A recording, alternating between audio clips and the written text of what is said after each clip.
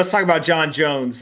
He just got a DUI with a gun charge, all this stuff. But my understanding is that he was actually sitting in the car asleep, right? He wasn't actually driving. I don't think he was driving at the time, but it sounded like he was sitting. I don't think he was sleeping because they said the reason that the officers responded was because there was a gunshot, which is apparently his gun, because there was like apparently an empty casing or something found. So I don't know if he just shot it in the air.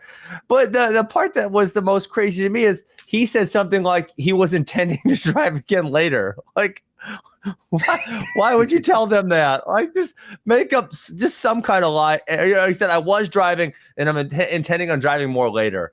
And it's like, oh, for God's sakes, just tell them like, you came in here just to listen to the radio, or I don't know, make up some type of lie where, your vehicle's not actually moving. So you could probably, if you weren't an idiot, you could probably argue that one away in court somehow. I'm guessing. I don't know. Yeah. I think it was you that just said, hey, why don't you just hire your buddy, right? And just be your driver for you for like $50K a year and then just stay out of trouble. I said that the last 2 times. I mean, this is his third DUI. This is not time number 1. This is time number 3. It's like, and he obviously has other people with a vested interest in him, whether it's his coach, his manager, people who sponsor him, Dana White, the UFC president. If you can roll Jon Jones out 3 times a year, it's gonna be a lot better than if you can't for a year and a half. Which, dude, I mean, 3 DUIs. I think that I'm pretty sure it's mandatory jail time in most states. Plus, you add on the fact that he had a loaded weapon and it was fired. And he had weed, and if the man do a drug test, he probably had more than that, I'm guessing. So, yeah, I mean, how they haven't found it. I actually just did a live stream on this the other day. I have this theory. You want to hear my theory, Pomp? Yeah, definitely want to hear it. Okay, I have this theory, and I'm in the process of putting it all together. Actually, you know who kind of inspired me? I talked to a couple times with. I listened to him on your show, and I somehow connected with him on Twitter. Was Sam Parr? Oh yeah, he's great. You had him on The Hustle. Maybe 2 or 3 weeks ago you had him on, and then I listened to that, and then somehow we connected through Twitter, and yeah, we got on a call. He kind of like, I've had this idea bouncing around in my head for a while, and he kind of pushed me a little further into it. But the idea is that success is a skill, and you have all these mental characteristics that are necessary to be successful in something. That being said, different things take different sets, right? And the more of these, so I have like 5 different categories. The more of these sets you can put together, the better off you're gonna be. So, for example, being an athlete, especially being a cage fighter, something where there's a high level risk, you need to be really low anxiety. For example, right? We're talking about one trait of the many traits, right? But if you're all worried, oh my God, this guy could kick me, or he could punch me, or he could choke me. Oh my God, there's 20,000 people watching me. Oh my God, I could get knocked out, right? There's all these things you worry about. So if you're high anxiety, you're probably not going to have a high level of success. So Jon Jones is really arrogant, low anxiety. Those type of things are great attributes to have in mixed martial arts. And, that I can't get in trouble, no one can hurt me type of mentality. Great. It's great. That's great. You want that there. And so then the argument I'm making is like, well, number 1, you should work on your weakness. But number 2, especially if you're Jon Jones and you have these weaknesses. And I use a simple one for myself. Listen, bro, if there's ice cream and cake and cookies around, I'm going to eat it. So when I'm dieting for a fight, my wife is not allowed to buy it. We do not have it in the household because I will eat it. I know I'm weak like that. So it's like, Jon Jones, you like to drink and you like to drive. Put some roadblocks in your way because when it's 3 a.m. in the club and you're drunk and the car's out there and you got the key, you're going to go drive. Yourself. You're going to do that. Hire yourself a driver, have a couple friends around that are really responsible, and put roadblocks in your way so you can't make these dumbass decisions over and over and over again, which are in fact ruining your life.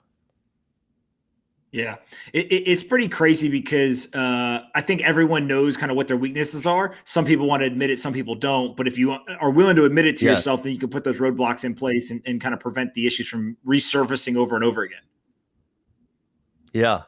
I mean, that's a huge one. So yeah, I need to put this into practice. I have a couple different like psychology theories that I don't believe have been written about too much, and this is one of them. And so another example would be. Well, you're going to be a husband soon, right? You got engaged, didn't you? Yes, I did you get married? did. No, Engaged, not married not yet. married, right? Okay, so like as a husband, and then eventually if you're going to be a father, for example, empathy is like a gigantic quality to be able to have.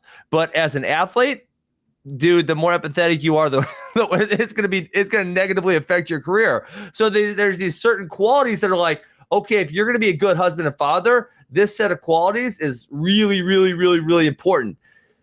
If you're going to be an athlete, this is really important. If you're going to be a businessman, this is important. If you're going to be an entrepreneur, right? Because entrepreneurs are different than employees.